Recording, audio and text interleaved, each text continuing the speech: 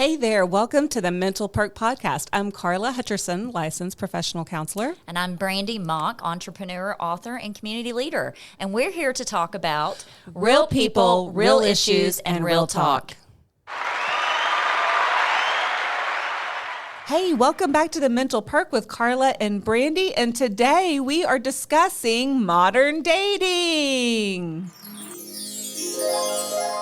You know, I think that dating and mental health go hand in hand because how many people aren't completely driven crazy by odd, weird dates or dating relationship issues or things going on in the dating world? I can imagine that it really does drum up a lot of depression and anxiety because right now, I think things are so really uncertain, so different.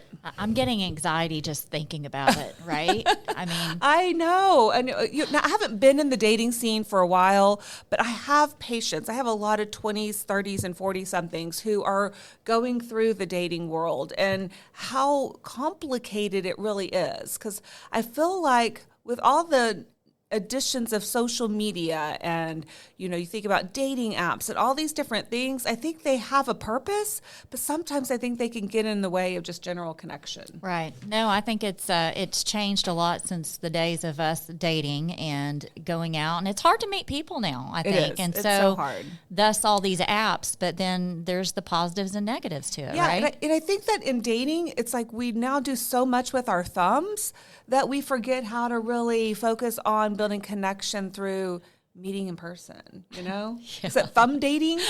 I'm just hearing you go, we're doing so much with our thumbs. I'm like, well, this can be taken in multiple different ways. But there's someone out there that's going to like that comment. You know, thumbs are necessary in some things.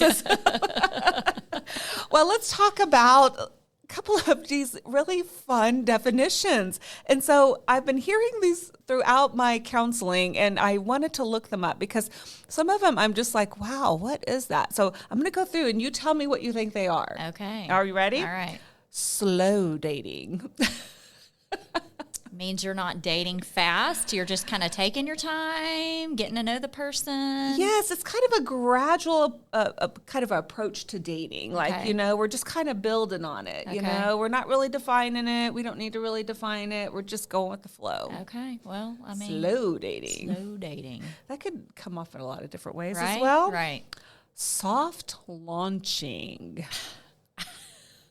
I don't even know if I have a response for soft launching because I'm not sure what it is. Well, soft launching, you know, because you have social media, right? So now instead of just saying we're boyfriend, girlfriend, or we're dating, you now have this soft launch onto social media where you might have a picture of you out or you might have a picture of this or whatever, but you're not quite saying we're together. It's a soft launch. Well, you know, it's funny because I see all these profiles, and when these profiles come up, it's like you'll see someone come up and like they'll change their profile to in a relationship. And yes. I'm like, is that something usually the person that's on that post wants to do, or you think it's pressure from the other person? It's like, and there's a thing now, like instead of saying, hey, let's go steady, you're like saying, does that date me? Let's go stay. Yeah, it does. Okay. Let's go stay. But now you're like, will you go with me? Check yes or no. But now it's like, hey, do you want to be Facebook official? Do you want to be Instagram official? Yeah, I just, it's like, it's different. It is different. Very different. All right. Situationship. I don't know. I'm thinking situationship could be like if you are a person that has a certain love for something like scuba diving or whatever, that could be situational. Like you're dating that person because they have something in common with you in a specific area of your life. No? I mean, that's a pretty good guess. I don't think it quite applies, but I think it's good. Okay. Yeah, I think it's more like both partners are like not 100% sure what they are in. Like, we've been friends. Now we're friends with benefits. We're not really sure what this is. Neither one of us are defining it. Okay. So it's just kind of in la-la land of situationship. La-la land of situationships. Yes. Okay. Yes, all yes, right. Absolutely. So what about micro cheating? I mean, anything with cheating in it is I don't know, micro cheating. Means you're cheating every now and again, but you're not a serial cheater? I like that. Yeah. I like the serial cheater Yep, part because I do think there are serial cheaters out there. Absolutely. So this is where you're kind of in a situationship relationship, but you have subtle behaviors that might kind of pass the lines of being overly flirty, but you're not crossing the lines of cheating. Okay. So, yes. Okay. You might kind of get some of your needs met based on just flirting with other women, but you're in this relationship or men or. I mean, I'm like, if you're doing that, then why are you in a relationship? Exactly. It's not giving you everything, right? Correct. Okay. Correct.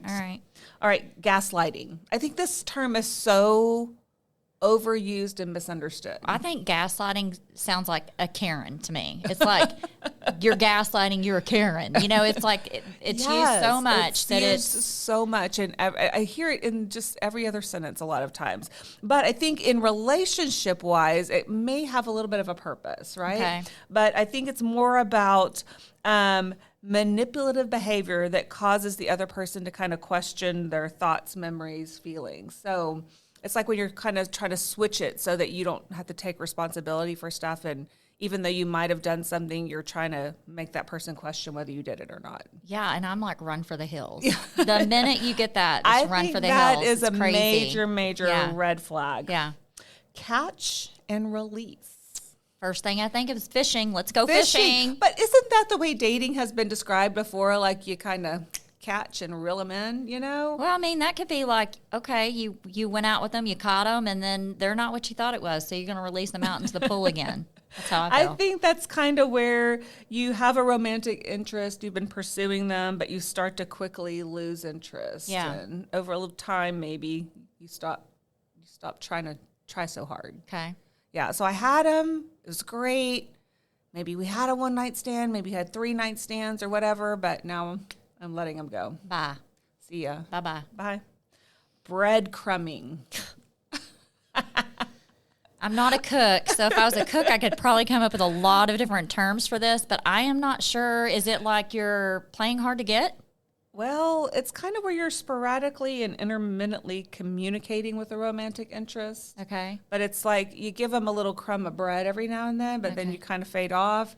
And then when you see them kind of panicking, you give them another crumb. Okay, that's just too much work for me. That's a lot of work. That's a lot of work, and I don't want to work that hard. It seems like dating shouldn't be that hard. It shouldn't be that hard. If you're into them, it should be that it just feels natural. If you're playing games this early on, it's like it's a good sign. Get out. And I see this. I see a lot of game playing. Yeah. And I think because maybe we're physically dating this person, but now we got stuff going on social media over here, and we're talking on Snapchat or Instagram on these. So it's like you're not really investing in the one person. Yeah, you're getting something physically in one area, and you're getting it emotionally in another. Yes. So, okay.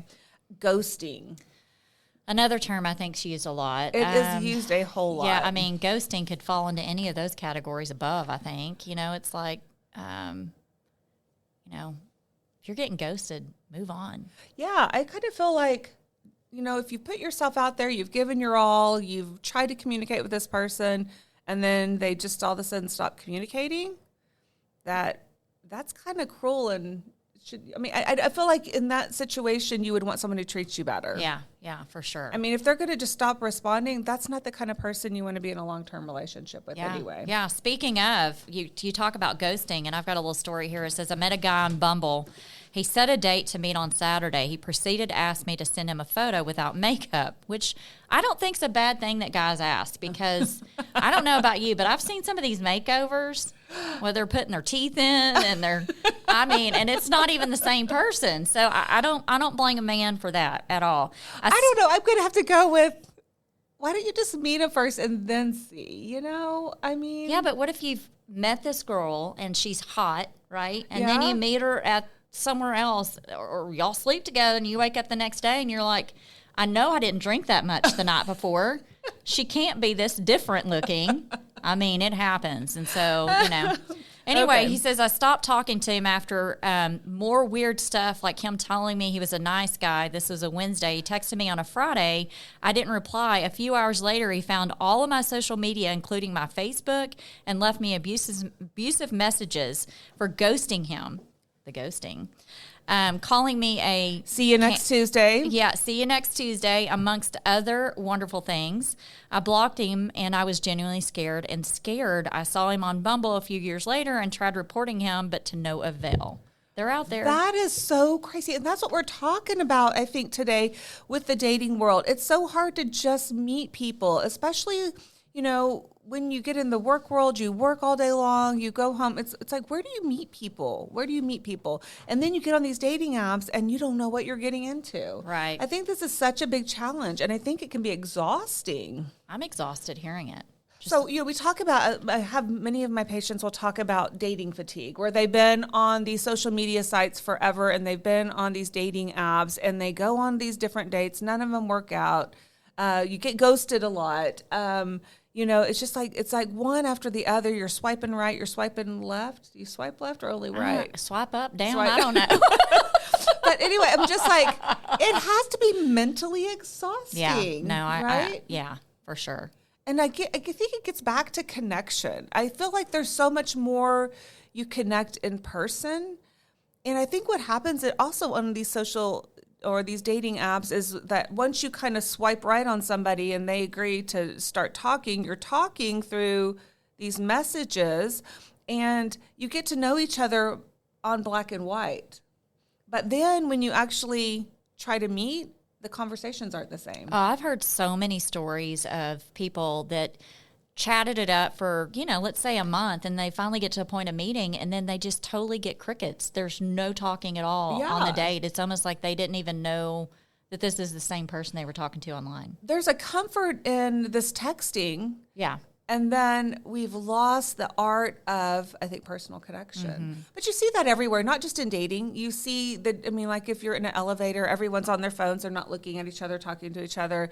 You know, if you're passing someone or someone's opening the door for you, you just don't get that. You get everyone is looking down instead of looking up, right? Yeah. And I think that kind of translates into dating is there's no connection. There's no connection. I mean, I can't tell you the number of times I was asked out just because I might have, you know, said hello to somebody or gave someone a compliment somewhere, you know, along the lines, and it kind of turned into a connection. So, you know, I think a lot of people are so scared to give people compliments these days. They're scared to just talk to anybody and just be like, hey, how's your day? How's it going? You know, and I feel like that's been a thing in the past where that is kind of how you got dates, is just talking to people. Yeah.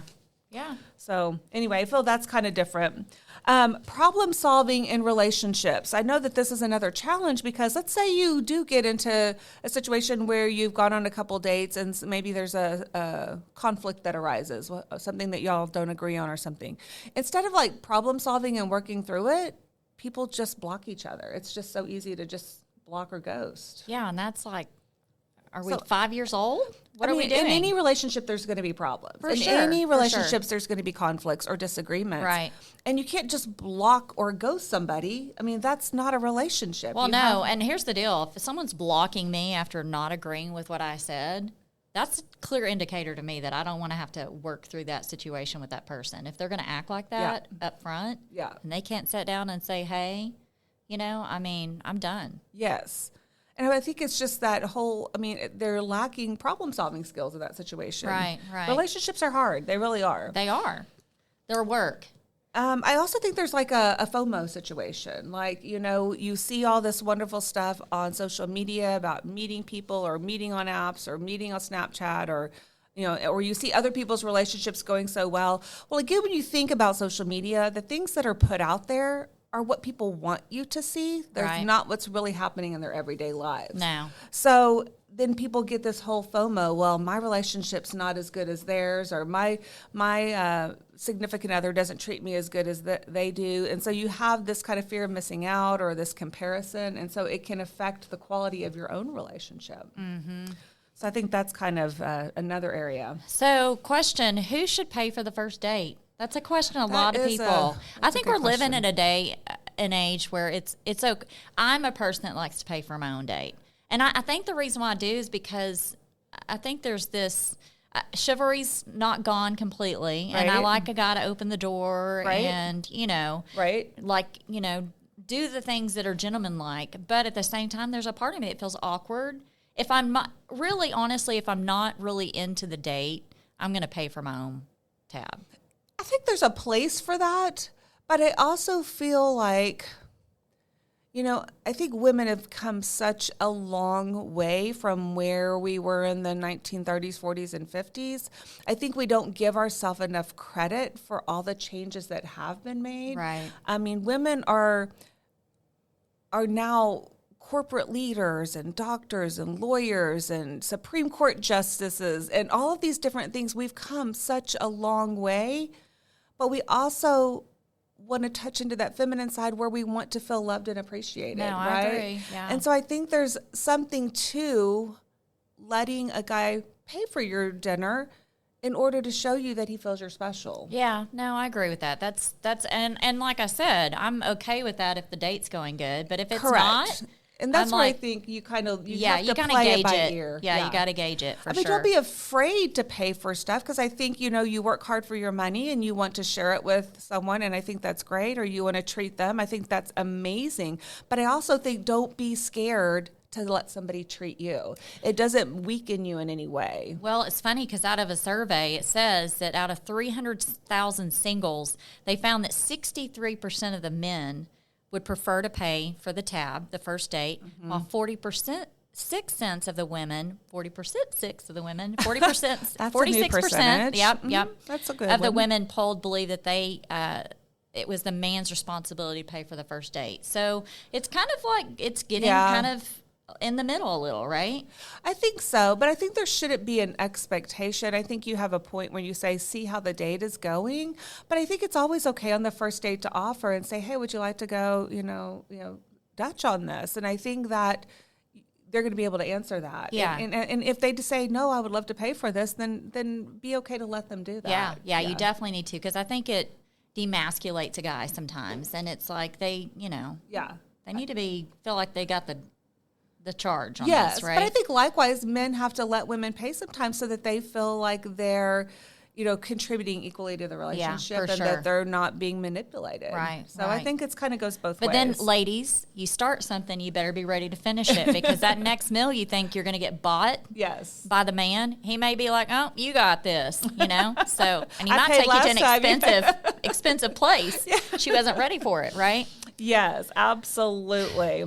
What do you think about romanticizing unrealistic expectations in relationships? Like, I think rom-com plays a big part in this. We see these movies where, these men are just absolutely romantic and going after you and getting all this, attention, and it just romanticizes the whole thing.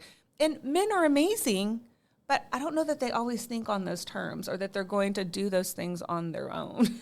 Well, I think, there are men out there that love to do that kind of thing, and I think it's great. And here's my suggestion to the men that do that. Yeah. You better keep doing it if you're starting it, right? Yeah, you can't stop. You can't start and do all this and really reel that person in and then find out that's not really who you are. Yeah, no. And you see a lot of that, though. You see a lot of this impressing someone up front constantly, and then all of a sudden you're in this relationship exclusive, and then it stops. I'm like, oh, no. You start it. You got to keep doing it. But I also think that women have to be aware that men cannot read your mind. No. And if you have certain needs or wants or desires, if you're not communicating them and you're getting mad at him for not knowing that you want those things, then that's on you. Yes, I agree, 100%. Because you have to communicate. Both parties have to communicate their needs. Right. Or it doesn't work. Right. And I think men are a little less to do that. I think they're a little bit more reserved. I think in general, men are just not very emotional.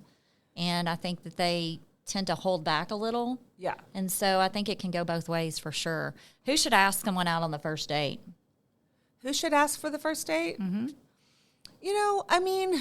I think the tradition of that is the guy would ask, but I think if we're going back to the version of women where we're trying to be more equal and we're trying to, speak up for ourselves and really stand, I feel like it really depends on the moment. Yeah. I feel like if you're like trying to do a formal date of some sort, then I think it can be a very romantic gesture for a man to ask for the first date. But I also feel like if you've worked hard at building kind of this friendship that's turning into a relationship, I think it's okay for the woman to say, you know what? I'd love to go out. You want to go to dinner? I mean, I Yeah. think that's okay too. I mean, I asked my husband out on a date. Yeah. First time around. I bet you had to. No, you are a strong woman. I could totally see you being, hey, No, but don't I'm think I taking wasn't. you out, little dude. You're Well, going out and with you know, me. from a woman's perspective on this, when I did, it seems like a million hours of response time, but I was like, there's a little bit of me. I was like, what if he says no and I'm on the spot here? Like, I got put on the spot to ask him out. And so I'm like, all right, let's go ahead and do this. And But I did. You have the courage to do that. I mean, I Never think done that before, though. But look, it turned out really well for you. And It so did. I hope that that's like not liquid encouragement, but emotional encouragement for women out there to know it's okay. I might have had a little liquid courage before I did it. So, yeah. Well, I could see that. You got another story for us? I do. So let's see. Lady talks about how she talked to a guy for a week, asked him if he wanted to go out at dinner on a Saturday. I said, sure, why not?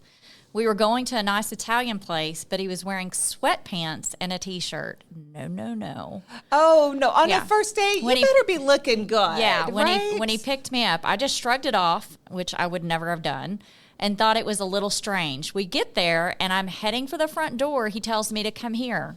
I'm confused, but I follow him anyway. He tells me that dinner was served while pointing to a dumpster.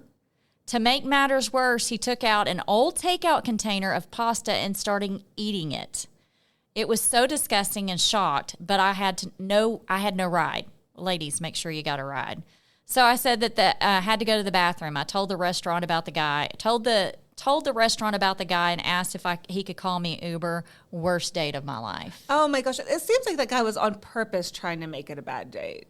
Does it? I don't or know. Or do you just think he's just a little I don't know. off I don't know. the elevator and quite go to the Yeah, top? I'm not sure. Something's going down. Yeah, I don't know. I think that's where you have to kind of be aware of what you're saying yes to. Yeah. I mean, and again, if we go back to the dating apps, I feel like people can put, their best. I mean, they can make themselves look really good. Well, let me tell you another little short story, which I thought was kind of crazy. Guy and girl were talking for a little bit on social media. It was just a weird one. It went on a date with a guy from Match. We met at a wine bar, and he immediately told me he had multiple other dates scheduled for that same day, which we talked about. I mean, we'll go into that in a minute. He then claimed he could communicate with dolphins in a special language. OMG. And proceeded to lecture me because I did not practice transcendental meditation. Needless to say, I chugged my glass of wine and paid the bartender and got the heck out of there. This is the scary part of dating. Yeah. And I think that when we start on the black and white, the thumb texting, the whatever that is, it's so much easier to become something that maybe you're not. Mm-hmm. And then that's why I think it's so important to find a way to meet people in person as well. There's got to be a mixture. And I'm not saying that dating apps aren't helpful, because I think that they are. Right. I think in some situations where you have, it's just really a struggle to meet people. You're in a new area. You've moved to a new town with your job. That's a great way to find connection with people. So I don't want to ever do dating apps a disservice. Actually, my son met his wife on a dating app. So, I mean, I think that they serve a purpose. They do.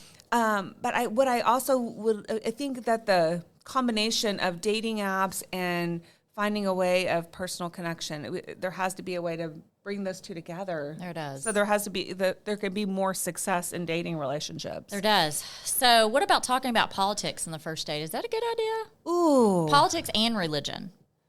Those are such tough topics. Because I feel like in a good relationship, you have to have a solid foundation with common values, right? Mm-hmm. So I think those are important topics to make sure that you guys can be in a relationship, even if you don't quite agree on those things.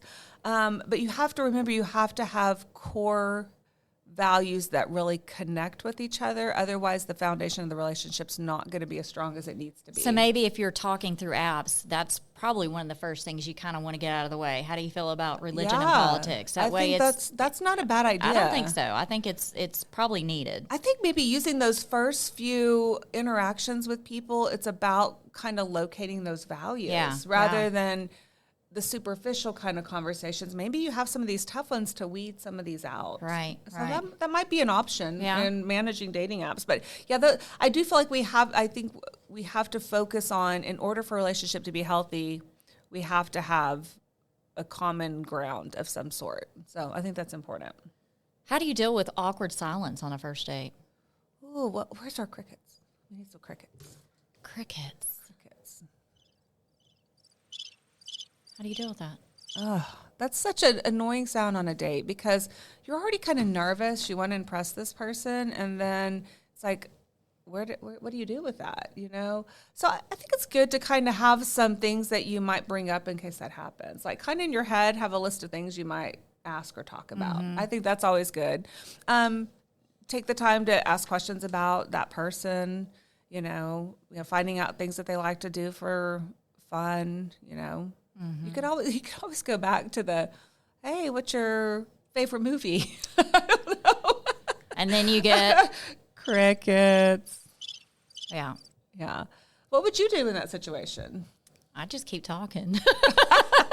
Wow. I would talk to myself and answer myself if the conversation wasn't good. I go back to be prepared. Yeah. Like, have a list of things that you're going to ask in case the conversation starts to have those awkward silences. Yeah. And it happens. I mean, does. let's be real, it happens. But I mean, okay, let's just play, role play here. All right. If I'm the guy and you're the girl and we're having great conversation, and the guy, the guy, comes in and says, Karla, I'm really turned on by feet. I would love to touch them feet. How would you feel? First, I'd have to kind of sit there for a second and really take that comment in. Mm-hmm. I know there's foot fetishes out there. Yeah. I mean. But how would you answer me? How would I? You just really put me on the spot here. I mean, I do have pretty cute feet, so I'm gonna agree that my feet are pretty cute. Okay, they're cute, but do you want him fondling your feet? That's my question. No, I'm gonna save that for another date. Really, any date though. I'm like, no, you're not fondling my feet. Well, if he's going first date, hey, I've got a foot fetish. Okay, going back to relationship 101, we got to set some healthy boundaries, and if you're not comfortable with that, you just kind of say, well, not really into that. If that's a deal breaker, let me know. So maybe that should be part of the first conversation: religion, and fetishes. Fetishes, yeah. Fetishes, religion, politics, and fetishes. Yeah. Or are you married? Well, okay, now that should be question number 1 on the thumb texting situation. Right. Yeah, that should be. Thumb texting, is that a word? I don't know. I don't know. Okay. Every time you say thumb texting, I'm like, oh, God. But, the black and white stuff, right? So let's go back to, that should be question number 1. Before this even continues and I start to, think, oh, he's kind of cool, I'm going to be like, hey, are you in a relationship? Yeah. Are you married? Yeah. I don't think there's anything wrong with saying that. I don't either. Because we have people that wrote in that told us about, they met this guy, they're getting along so great, had a great date, and then to find out later he's married. Why would you not want to know that up front? You would. Renee talks about that. She goes, I got a message from a man who ended up being married. That is the third question that I ask now. What to do? What do you do is number 1, where are you from, and are you married? Another one responded to the last question with, well, it's complicated. No, it's not. That would be answer enough for me right there. Yeah. They shouldn't even be on a date with you if it's complicated. Yeah, it's no, they shouldn't. Yeah, I mean, work that stuff out before you ask somebody out. Are you trying to get a backup plan before the first thing fails? Yes. You see a lot of people do that, Karla? And let me tell you, none of you out there, men, women, doesn't matter who you are, none of you are someone's backup plan. Don't ever let yourself be someone's backup plan. No. Don't. You're Life's worthy. too short. No. Yeah. Yeah, you're worthy of happiness. You're not worthy of being someone's backup plan. What percentage of first dates end up with a kiss, you think? Oh, I'm going to go 75%. Girl, you were right on top. 70%. Ow, look at me. Karla was one of the 70%ers. Ow! Yeah. I love might have done one or two of those. What percentage? Yeah. What percent? What percentage of first dates lead to second dates? I'm going to go 50%. Dang it, girl. 52%. She's I am a on the dating money. expert. I'm a dating expert. Yeah. How many first dates are successful, you think? 40%. That's actually higher than it's 90%, it says. Really? Yeah, I'm a little shocked. I am shocked by that. I am shocked. If you watch Real Housewives of Beverly Hills, you would think that that's not true. I'm guessing I'm watching too much reality TV. I think you are. Okay. Yeah. Yeah. I don't know if it's so much reality anymore. Okay. That's not, I don't know anybody that has that same reality. But I feel like the adults that come in my office, I would question that 90%. I would too. Yeah, because I'm not seeing as many of first dates transitioning into second dates. What percentage of singles drink alcohol on the first date? Ooh, 85%. You're close there at 70%, according to Zeus. But I will tell you this right now. If I'm on a bad date, I'm going to chug them bad boys down to get through the date. You do that, but you need to make sure it's not so much that you're not aware of what you're doing. Oh, no. I'm going to know. Compromise and let's go right? into this. Ladies out there, and even men, let's not just isolate the women. Let's go men and women. I think if you're going on a date, you need to let your buddies know or your girlfriends know that you're going on a date, where you're going. Let them track you, because we've heard so many stories of things going bad on the first date, and these women men and women being put in compromised positions, and it leads down a path not so safe. So absolutely, I think in today's dating world, especially when we're meeting people in such different ways, that safety has to be a priority. You haven't, that person hasn't earned your trust yet. So you need to make sure, find your friends, Life 360, is that what it is? Yeah, those things are, just turn it on when you're on dates. Like, let your friends know where you're at, make sure that they know where you're going, where you're meeting. And also, until you know that person, take your own car. Yeah. Or use an Uber. And don't, I mean, I know, well, and there's so many apps, it's just hookup apps. So you're going to be like hooking up at each other's houses, that kind of stuff. I say get a hotel room. Don't take them back to your house, because once you do that, they know where you live. They know where you live, and it live. can be very dangerous. So no judgment here. Nope. I know that's a different dating world out there. It happens. And people's needs are different. I mean, especially if you've like spent your early 20s and 30s like building a career, so you didn't date a whole lot, and now you're in your 40s. You know, those are different games. I've always told people, you don't buy a car without test driving it, right? So, I hear you there. I mean, yeah. So there's a lot of difference. Dating is very different. You know, back in the days, people were getting married at 18 years old. So, you know, the sexual experience was very different than people who are now not getting serious until their 30s or 40s. Yeah. So you're going to have different needs. You have different needs. You are. So that kind of brings me to kind of this modern dating situation. And we've talked about kind of the lack of connection. What we do see more is people feeling more comfortable having sex than having a conversation with someone. Yeah. I mean, I've heard this so many times. Like, they've slept together, and then when they actually go on a date, you get... Yeah. You know? And so I feel like... sometimes the physical is better than the conversation. Yes. But what I also feel like is it seems satisfying at the time, and you feel like you're rolling with the punches and you're really modern and into this dating world, but you also find yourself emotionally empty. You do, but I think a lot of people nowadays know what they're getting themselves into. They know they're going into date just to have the physical part of it and not much so the emotional.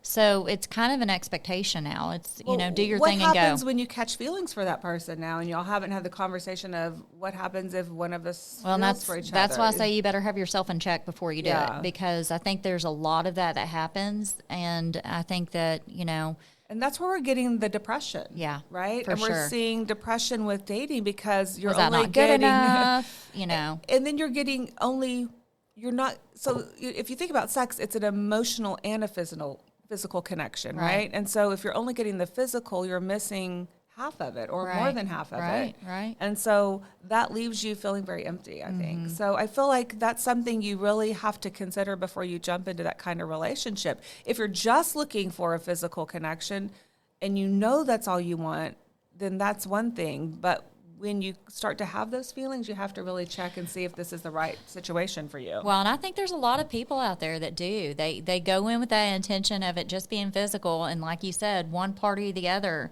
starts to feel an attachment to the person emotionally, absolutely. And it can go crazy, right? So make sure you know what you're getting yourself into. You know, we also talked about no one talks on the phone anymore, no one FaceTimes anymore. It's like everything is done through text, and we know that texts are misread. It's hard to really see all those nonverbals that go along with that. And so you misread messages, and then you start to create these kind of cognitive distortions about where things are. And you might think someone's mad at you. You may think something's not going well. And in return, they're out having pizza, and they're not even thinking about you. So, and here's another thing, too, I've heard a lot of. And I don't know about you, but I've heard so many guys now, they send their junk pictures to the women. Oh, yeah. And I'm like, you know what? Make sure you let the woman know ahead of time. Don't get involved with this woman and get her built up emotionally, and then one day you just send her a picture of your junk. No one wants to see your junk. If she asks for your junk picture, she's ready for it, right? Yeah. But otherwise, don't send your manhood to a woman. It's just disrespectful. I think, if a woman's into it, great. But and likewise, women, same way. Absolutely. Women, don't be trashy about it. Now, if you want to do it, great. If there's that understanding, great. But that's just, you cross the line when you do that to me. It goes back to communication, right? So communicate about those things. And if that's something that you guys both agree on, great. Then do it. Go for it. Tear it up. But don't just do it without asking, because it can come across as disrespectful, and it can really affect the quality of the relationship. Oh, I'd be done. Like if I didn't know it was coming, open it up and bam, Yeah. And I think, this gets into where courtship doesn't exist. And this is where we have to get back to courtship does not show weakness. Court each other. Make sure that you're being respectful of each other, because dating relationships should be respectful of each other. And so courting is so important. Show that person that they're special, that you put time and thought into that date, and that you really wanted it to be special for that person. Yeah, and I think, and this is just a recommendation, if you've been single this long and it hasn't been working out, go with what Karla just said, the courting, because you've already lost so much time trying to figure out someone. Take that new step and try to court them, right? I don't think anybody doesn't want to feel special. No. I think people love when people put thought into spending time with them. Yeah. And so I feel like it has to go both ways. Women, you can't just depend on the men to do that, and men, you can't just think the women are going to be the creative ones. Right. It has to go both ways. Challenge yourself to do things that are out of your comfort zone. Yeah, and another suggestion I think I would recommend is, if you're not used to being around someone by yourself on a first date, take a group of friends. I love that. And I do too. I think you have more fun doing that, and your friends have input. They kind of get a feel of the person. And it makes it a little less awkward, I think. So I think group dates are a great way to get a relationship started. I do too. Mm-hmm. I do too. And multiple, keep doing it till you get comfortable enough to where you're alone with them. And I think that this is such a hot topic right now. Brandi and I would really love to take this into several different, episodes, because I think what we'd like to do is hear from you guys on how to meet people. I would really like to brainstorm with you guys on how to meet people, because that's where people really get stuck. They do. They do. So send in your information to us. Let us know. Message us. Let us know what's worked for you and what's not worked for you. Absolutely. This is such an important topic. We love talking about it. We love to get real with you guys. So keep the communication coming. You can reach out to Karla at mentalperk.org or Brandi at mentalperk.org. Send us your thoughts. We are always, we love to hear from you guys. Thanks, guys. All right. Thank you. If you or anyone you know is struggling with any mental health issues, we want you to reach out to a friend, a trusted family member, somebody you trust. We want you to get connected with a professional. If you are having self-harm thoughts or suicidal thoughts, we want you to get immediate help. Dial 911, go to the nearest ER, or you can call the National Suicide Hotline at 988. We at Mental Perk want you to know you're worthy. We're in this together.